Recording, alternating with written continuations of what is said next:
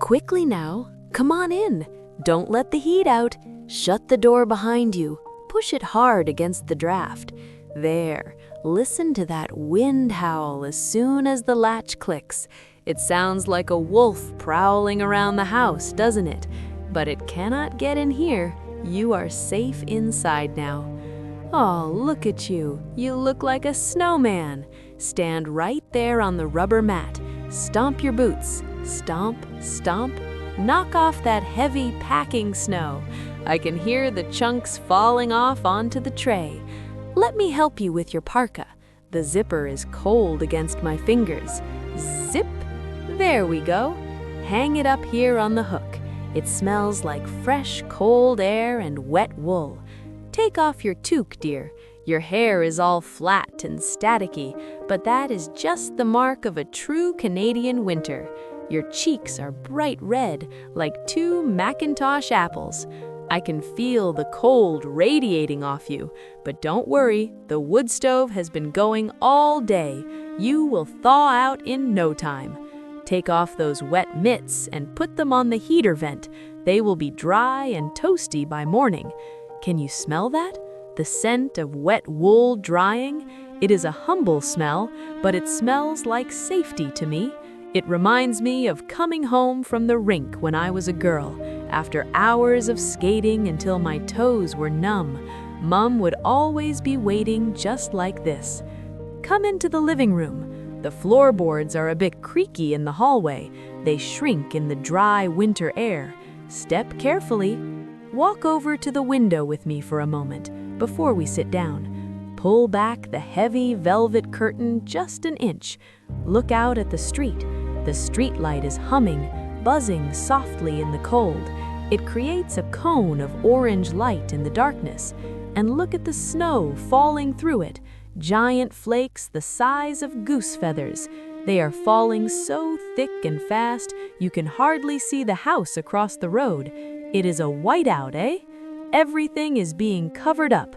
The messy garden, the cracked sidewalk, the old fences, all smoothed over by a thick white blanket. It makes everything look new again, clean, pristine. There is no sound out there. Snow absorbs sound, you know. It is the quietest thing in the world. No cars, no sirens, just the soft, muffled silence of the north. Wait, do you hear that low rumble in the distance, way down the concession road? Rumble, scrape. It is the snowplow, the flashing blue and yellow lights reflecting off the low clouds, that steady scraping sound of steel against asphalt. It is a reassuring sound. It means someone is out there looking after us, keeping the roads clear. But we don't have to go anywhere tonight. No work tomorrow. The schools will surely be closed.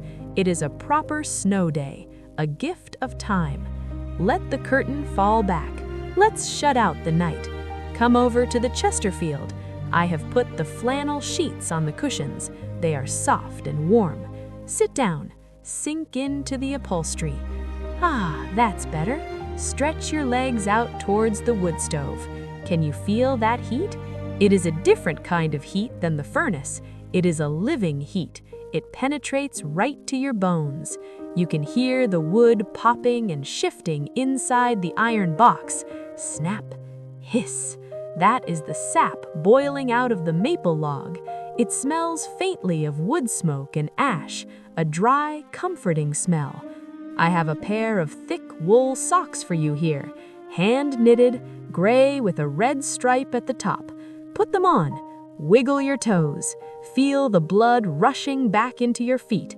Starting to tingle? That is the feeling of coming back to life. The house feels small tonight, in a good way. The storm outside presses in on us, making the walls feel thicker, making the room feel cozier. It is just us and the fire. The wind is rattling the storm windows a little bit. Rattle, rattle, just testing the glass, but the glass holds firm. We build things to last up here.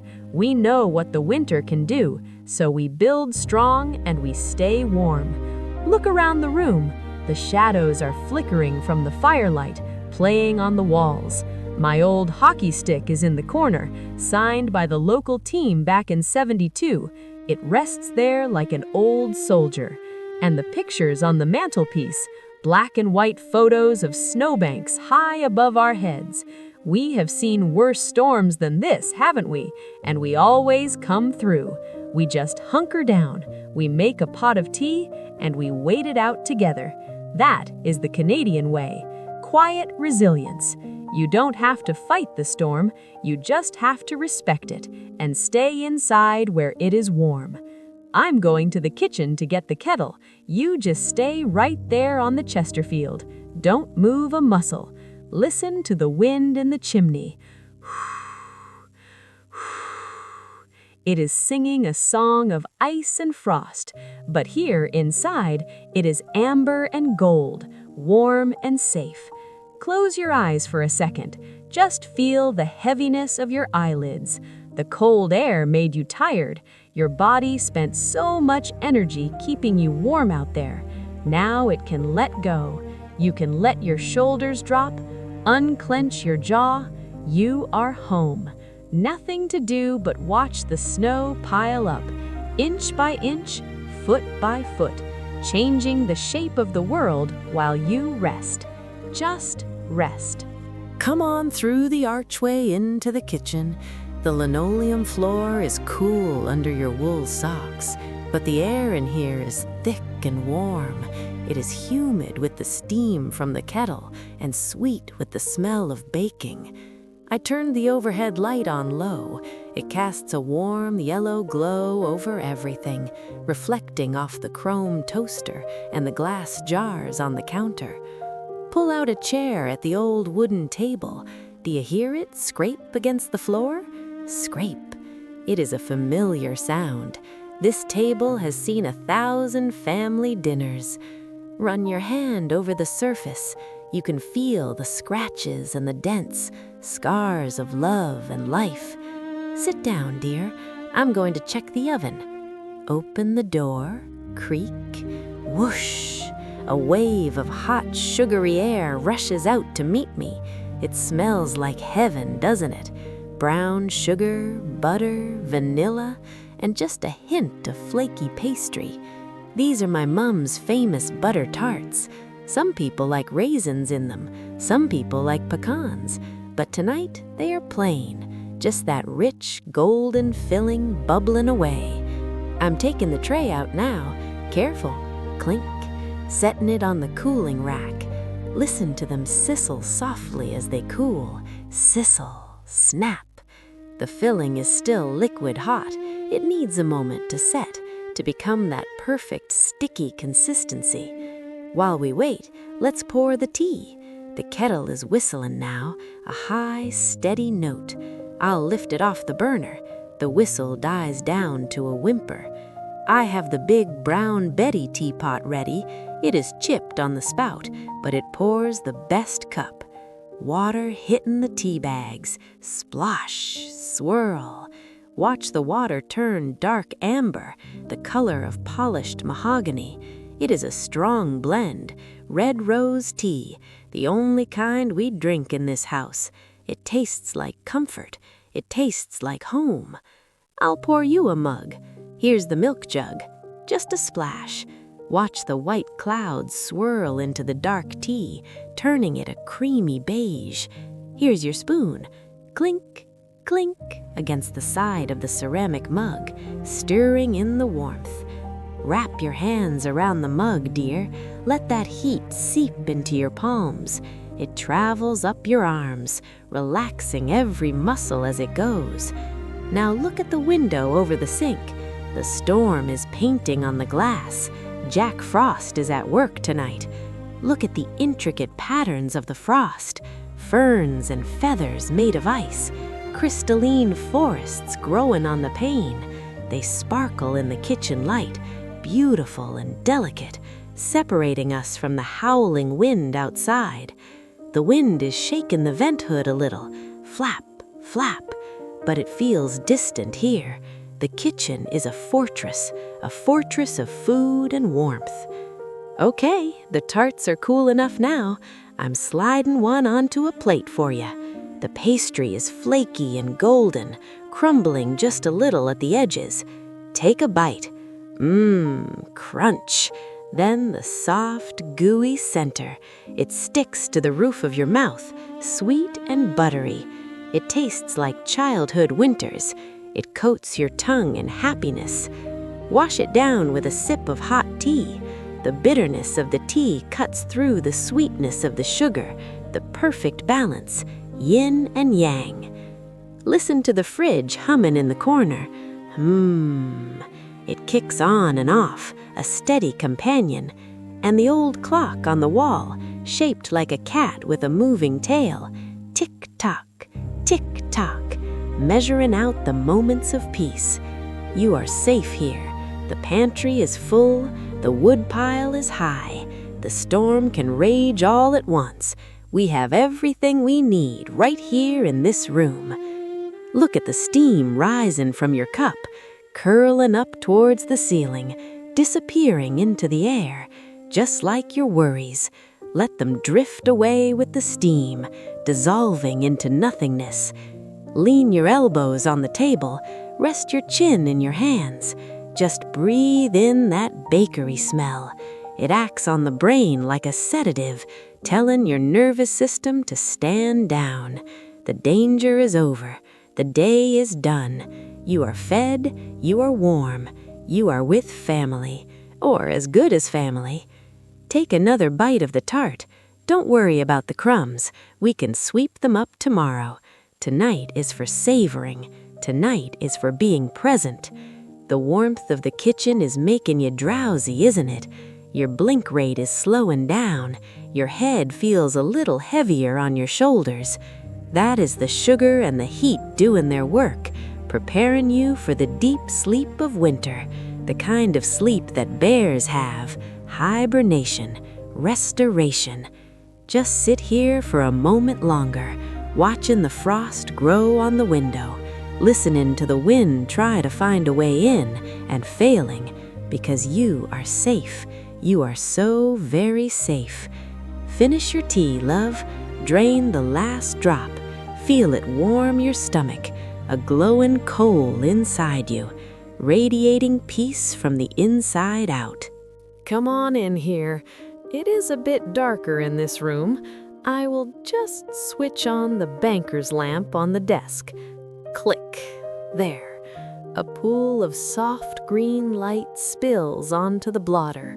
It illuminates the dust motes dancing in the air. This room smells different than the kitchen. Can you smell it? It smells of old paper, leather bindings, and just the faintest memory of my father's pipe tobacco, cherry wood and vanilla. It is a masculine smell, solid and grounding. Look at the walls, lined from floor to ceiling with bookshelves. Here is the old set of Britannica encyclopedias. We bought those in 1980. They are obsolete now, I suppose, but they feel good to touch. Run your finger along the spines. Bump, bump, bump.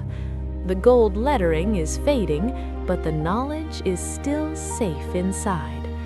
Over here is the big leather recliner.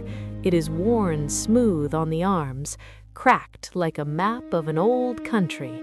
Go ahead and sit in it. It makes a sound when you sit. Whoomp, creak. It sighs under your weight, adjusting to your shape. It is cold at first against your back, but the leather warms up quickly. Pull the lever on the side, ka-clunk. Your feet go up. Now you're really settled. Reach over to the little side table. See that old radio? It has a wooden case and a fabric speaker grill. Turn the dial. Click, hum, wait for the tubes to warm up. You can hear the static first, white noise, like the wind outside. Turn the tuning knob slowly. Squeal, pop, and then a voice cuts through, clear and calm. It is the CBC, the night shift. The announcer has that low, steady Canadian voice. No drama, just the facts. Snow continuing through the overnight hours, temperatures dropping to -15. With the wind chill, it will feel like -25. It sounds severe, but listening to it in here makes you feel safer. You are part of the collective winter. Someone in Winnipeg is listening to this same voice. Someone in St. John's is hearing this same report. We are all in this together, huddled against a cold, connected by this invisible signal flying through the snow. The music starts now, something classical, maybe a cello solo, low and mournful, but beautiful. It matches the mood of the storm perfectly. Look at the window in here. It is smaller than the living room window, and look, the snow has drifted up against the glass. It is halfway up the pane already, like a white wave frozen in time. It muffles the world even more. We are being buried, softly, gently, tucked into the earth for a long winter's nap. Reach for that tartan blanket on the back of the chair. It is the Nova Scotia tartan, blue and green and gold, rough wool but warm. Drape it over your legs, tuck it under your feet. You are in a cocoon now, a leather and wool cocoon. The only light is the green lamp and the yellow dial of the radio. It is mesmerizing to watch the dial, that little needle holding steady on the station, holding on to the signal despite the blizzard, just like us, holding on. The radio host is reading a short story now, something about the prairies, about wheat fields under the snow. His voice is rhythmic, monotone in the best way. It is a drone that vibrates in your chest. Let it lull you. You don't need to follow the plot.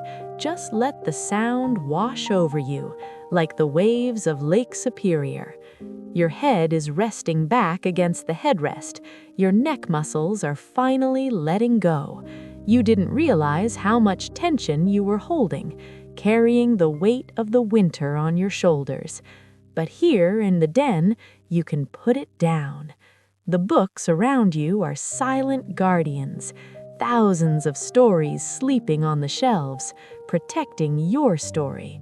The wind gusts outside, buffeting the corner of the house. The house groans slightly, just shifting its weight. It has stood here for 100 years. It will stand for 100 more. You are safe within its ribs.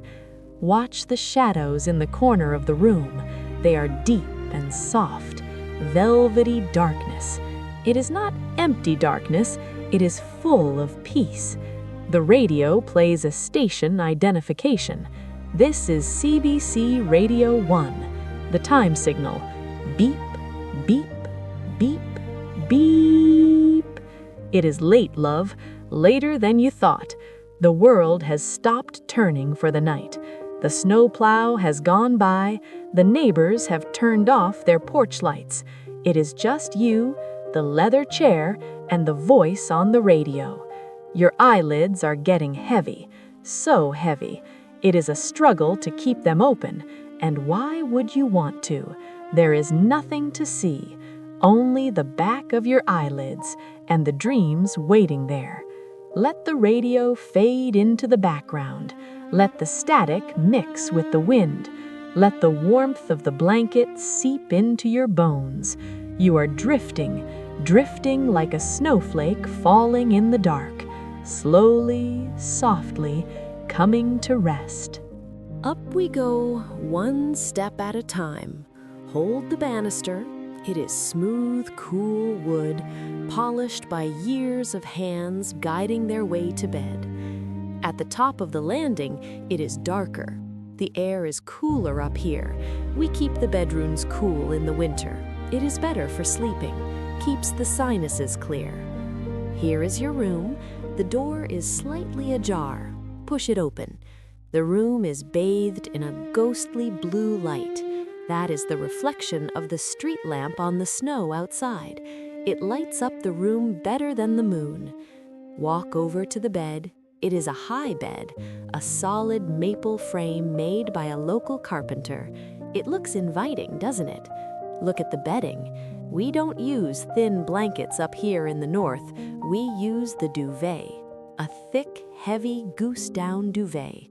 It is puffed up like a cloud, white and crisp, and underneath are the sheets. Not cotton tonight. No, tonight it is flannel, red and black lumberjack plaid. Run your hand over the sheet. It feels fuzzy and soft. It doesn't have that icy shock of cold cotton. It is ready to hold your warmth. Go on, climb in. The mattress sinks under your weight. Pull the top sheet up. Now pull the heavy duvet up over your shoulders. Oh, feel that weight. It is substantial. It presses down on you, pinning you to the mattress. It feels like a protective shield. Tuck the edges in around your body. Make a seal. Trap your body heat inside.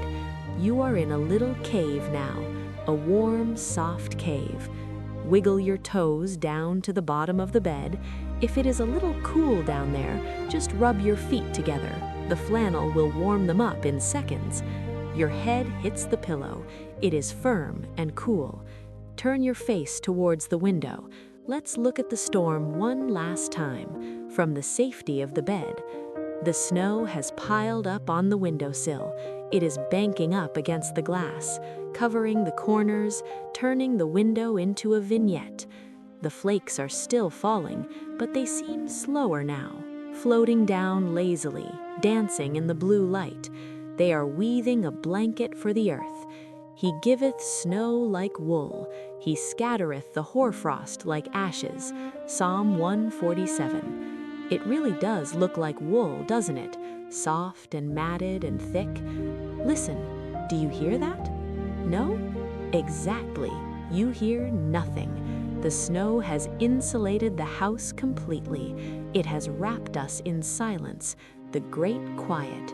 No cars, no wind, no footsteps, just the sound of your own breathing, in and out. The world has stopped moving, and so can you. You don't have to be anywhere, you don't have to be anyone. You are just a warm body under a heavy duvet, safe from the elements. Feel the warmth building up under the covers. It is radiating from you, reflecting back from the down feathers, creating a perfect microclimate. Your muscles are melting like butter on hot toast. Your legs feel heavy. Your arms feel heavy. Your eyelids are the heaviest of all. They are fluttering shut, blocking out the blue light, blocking out the room. Imagine the snow outside covering everything up, covering up your to-do list, covering up your worries, covering up your regrets. They are all buried under 3 feet of pristine white snow. They are gone for now. Tomorrow, the sun will shine on the snow. It will sparkle like diamonds. The world will be bright and clean. But for now, it is dark, it is quiet. It is time to drift. Drift like a canoe on a calm lake. Drift like a leaf in the wind. The house is holding you. The earth is holding you. My voice is fading now, becoming part of the silence, just a whisper in the dark. You are warm, you are safe, you are home. Sleep now, eh? Deep, deep sleep. Good night, love. Good night to the snow. Good night to the wind. Good night to you. Sleep.